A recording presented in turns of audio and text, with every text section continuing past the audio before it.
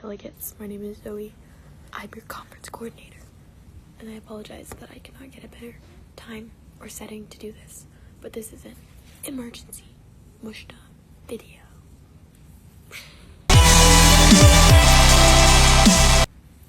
This video will be split into two main sections, because what I'm talking about today is presenting on the speakers list. So the first section is the actual presenting. The second section of what I'm going to talk about is answering questions in caucus. So, for the first part, I apologize this is not very fancy, like how Ephraim does it, but like I said, this is an emergency video. So, I have this pulled up on my computer here, and you can follow along. If this is the resolution, then what I'm going to do as a presenter is almost read off of it, but not word for word. Something that you should know when you're presenting is that you can rely on your resolution for your presentation. Mandy's here. You can rely on your presentation. You can rely on your resolution for your presentation. So like if you're on the docket, if you're A-1 on the docket, they call you up, you say, usual Parley Pro, say your name, your country. So we Ravalni's talk you, and then you just start talking, and you can honestly just start reading your paper if you really want to. Some people prepare like a whole alternative speech that goes along with their paper so they can present it. I've never done that, and I win awards. You don't have to do that to win awards. You don't have to do it to stand out in committee. You can just look at your paper and list the most important parts of it. And you should know this. You researched it. You figured out your solutions and stuff like that. So for presenting my paper on mitigating the increase of child labor in the cobalt mining industry, I would look at this paper, and instead of reading all the details of this, I would say, Zoe de Ravalni, DPR Kit. We would like to note with concern the increase in exploitation of miners in the cobalt mining industry of developing nations. And we would also like to recognize its roots in imperialism by the West.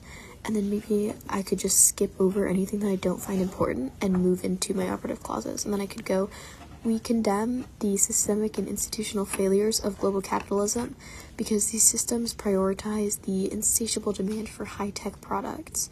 And they value this over the fundamental rights and human dignity of children in these raw material source nations. And then I could just skip over any sections that I find are too detailed or insignificant, because especially if you're on the docket, everyone can read this. Everyone has a copy of this. What you're doing is just putting it into words and verbalizing it. Then, when you're done presenting, you can just say, I yield my time to questions. And when you yield your time to questions, this is the regular practice thing. When you yield your time to questions, this is the rest of your speaker's time can be taken up by questions until you yield it to the chair.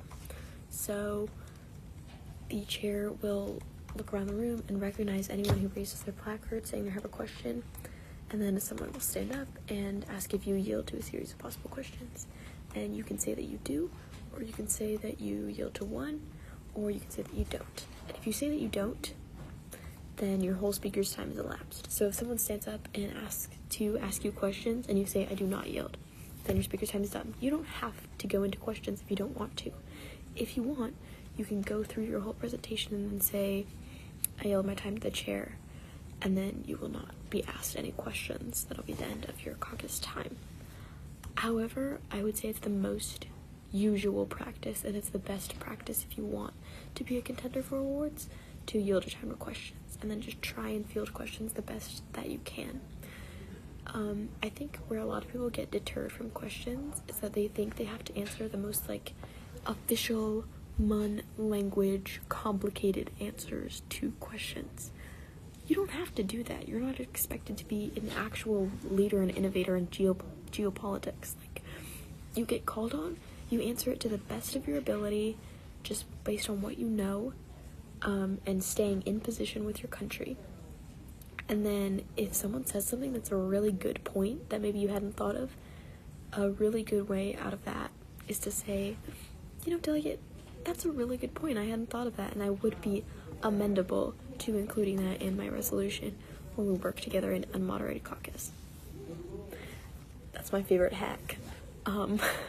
Secret information there. Let me know if you have any other questions. You probably do, and it's okay. And it's okay to be super scared when you're presenting for the first time. I know I was. It's totally normal. And I think after the first time you stood up, after that first time and like getting used to all of that, it's so much easier beyond that point. So I really encourage you guys to put yourself out there. When they ask for people on the speakers list, I want everyone raising their placard and saying, me, I want to speak on the speakers list, okay? And if you're on the docket, I know it can be scary, but don't let it deter you. I want you to be an active member in committee. Don't be scared. Know that you have your resolution. You can read off it, rely on it. I encourage you to break away from it as much as you can, but know that if all else failed, you can straight up read from it and say you don't want to answer questions.